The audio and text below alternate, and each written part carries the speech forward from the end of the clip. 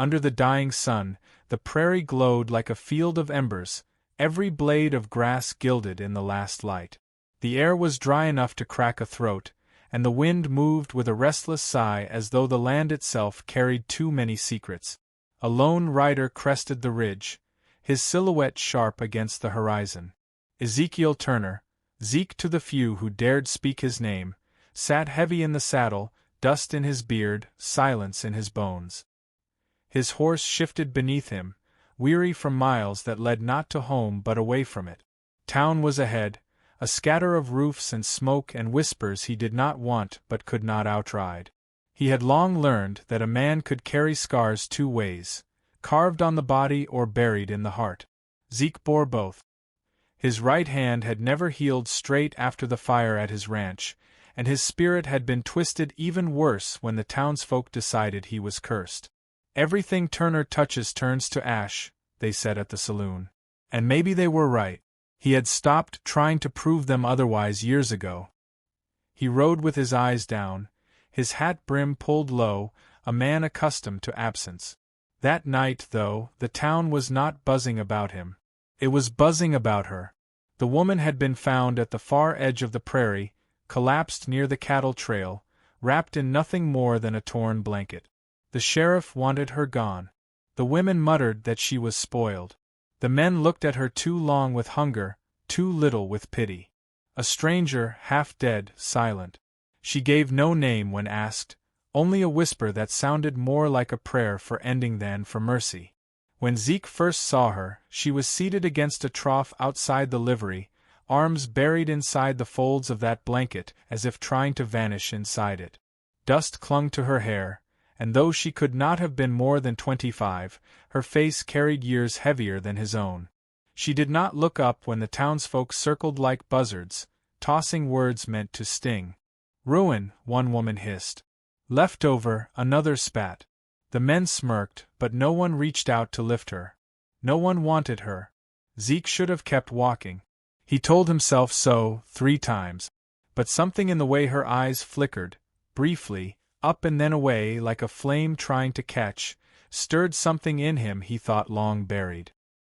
He saw his own reflection there, the same hunted weariness, the same brand of shame pressed into the soul by other people's judgment. He set his canteen down on the step beside her. She hesitated, then pulled it under the blanket. She drank with small, broken gulp. The crowd dispersed soon after, disappointed she hadn't given them more spectacle. Zeke turned to leave, but her voice came soft, frayed like fabric torn too many times.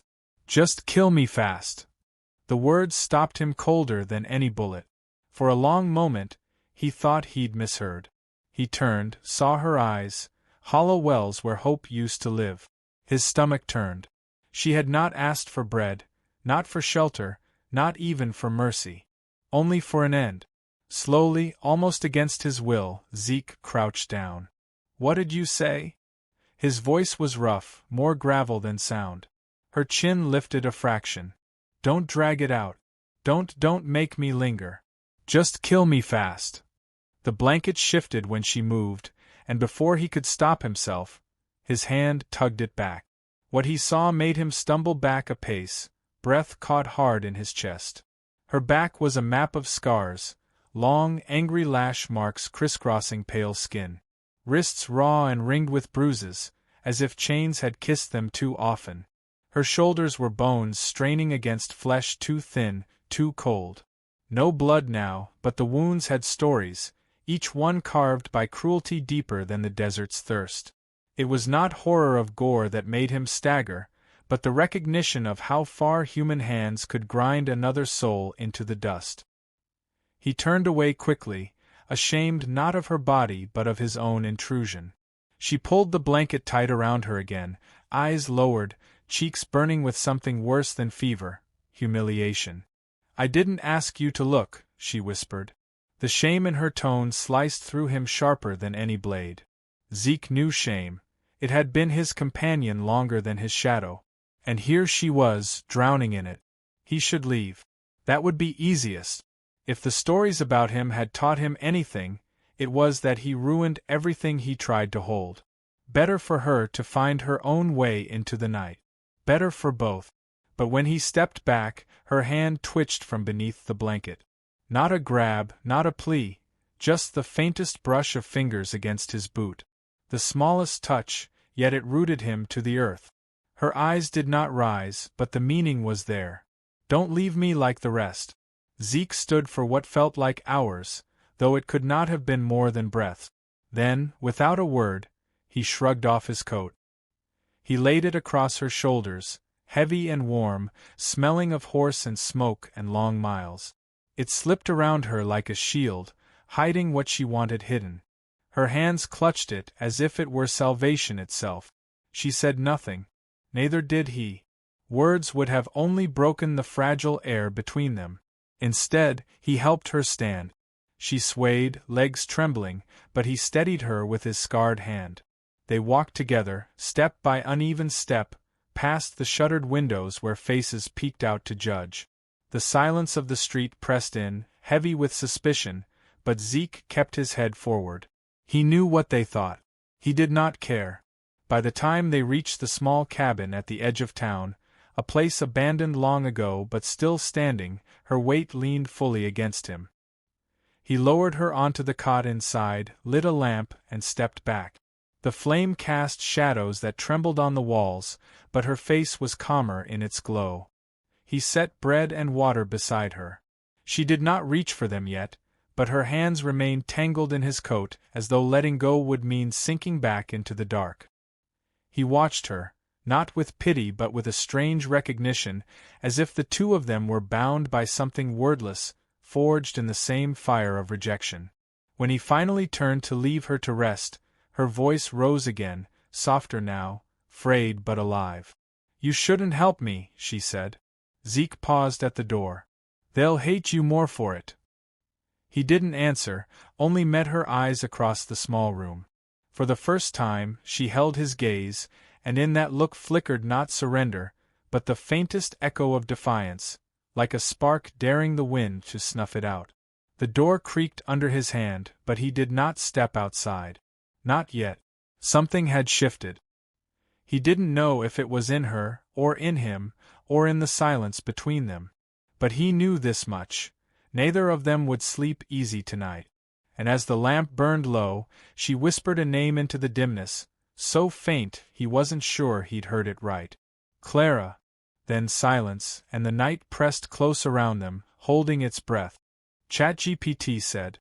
The days that followed moved with the slow rhythm of mending, each hour stitched together by the quiet sounds of survival. Clara stayed within the thin walls of the cabin, wrapped in Ezekiel's coat, as though it were armor against the world's eyes. She seldom spoke, but her silences were less hollow now, carrying weight instead of emptiness. At first, she only drank when he set water near her. Then she took bread, tearing it carefully, as though afraid she might be punished for eating. Her gaze followed him sometimes when he moved about the room, not with suspicion anymore, but with a trembling kind of watchfulness, as if measuring whether this man might vanish too. Zeke asked nothing of her.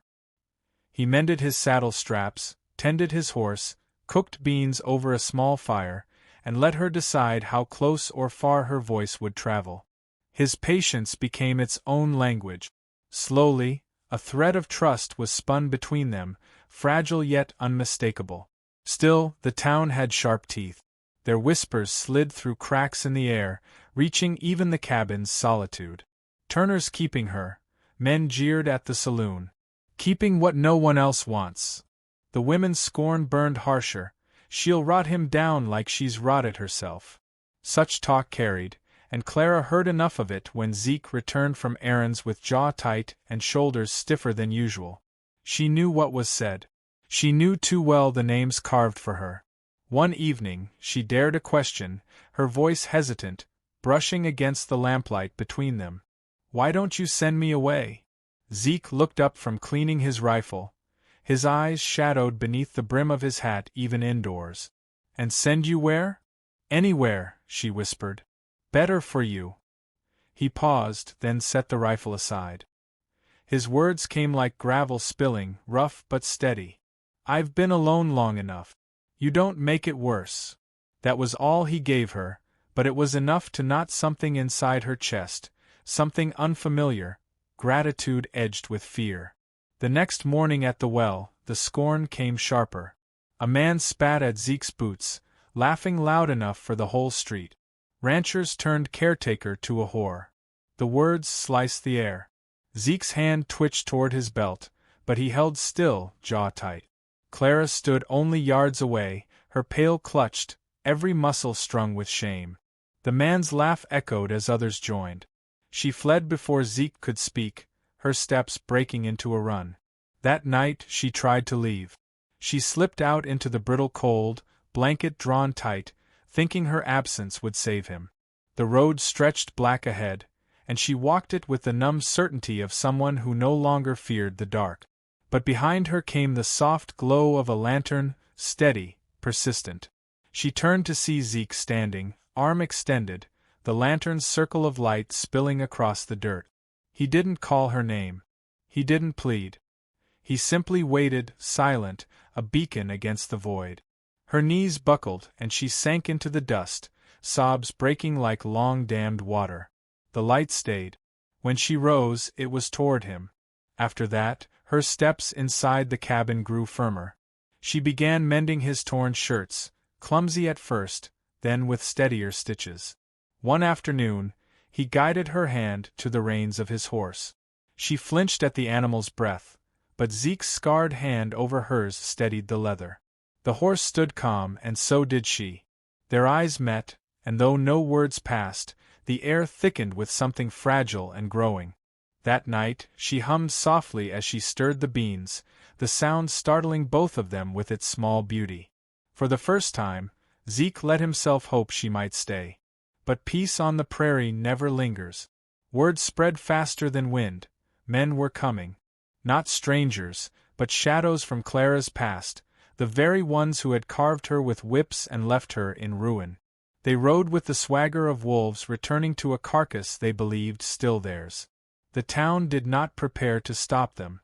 Some even welcomed the thought, muttering, "Let them take her, she was never ours." Clara trembled when she heard. She pressed her back to the wall as though she could disappear inside it. "They'll kill you if you try to keep me," she whispered. Her eyes shone with terror and something deeper, guilt. "I've cursed you already." Zeke stood by the window, watching dust rise in the far distance. His voice was quiet, but it carried the weight of stone. "If they want you, they'll have to ride through me first." The night before they arrived was a silence stretched thin as wire. Clara sat by the fire, her hands shaking though she tried to still them. Zeke leaned his rifle against the door, boots planted firm. She watched him with a sorrow that felt unbearable, as if she'd rather vanish than cost him another wound. Finally, she whispered, "I don't want to be a burden." Zeke turned, his gaze holding hers steady. "You're not." It was the only truth she could not argue, because in his voice was no pity, only certainty. Dawn painted the horizon in cold silver when hoofbeats thundered. Dust plumed as three riders approached, their laughter harsh against the quiet. They dismounted before the cabin, spitting, sneering, calling her name like a curse. "Come out, Clara. You know you belong to us." Zeke stepped into the yard, rifle leveled, his frame unshaken. The men mocked him. "What's she worth to you, Turner? That broken thing." Clara stood behind the door, heart pounding, every breath a storm. She wanted to shrink, to vanish, but something inside her, long strangled, sparked. She opened the door. Her bare feet touched the dirt. The cold bit her skin, but she walked forward until she stood at Zeke's back. The men jeered louder. Look at her, still ruined. Her voice rose then, steady for the first time, cutting through the jeers like a blade. "I don't belong to you." The words shook her as they left her lips, but once spoken, they rooted deep. Her eyes lifted, not downcast anymore, but clear with fire. "You don't own me anymore." The riders shifted, unease flickering across their bravado. Zeke's rifle did not waver, but it was Clara's voice that broke them. They muttered curses, mounted again, and with a last glare, rode back into the horizon. When the dust settled, Clara's legs gave way. She collapsed, tears flooding her face, not of shame now, but release. Zeke knelt beside her. He did not speak. He only lifted his hat and settled it gently on her head, the brim wide enough to shield her from every watching eye. She clutched it, trembling, as though he had crowned her with dignity. For the first time, her sobs carried not despair but a strange, fragile hope. And as the prairie wind swept over them, the faintest smile broke through her tears, though her words came ragged and low. Then maybe I can live after all,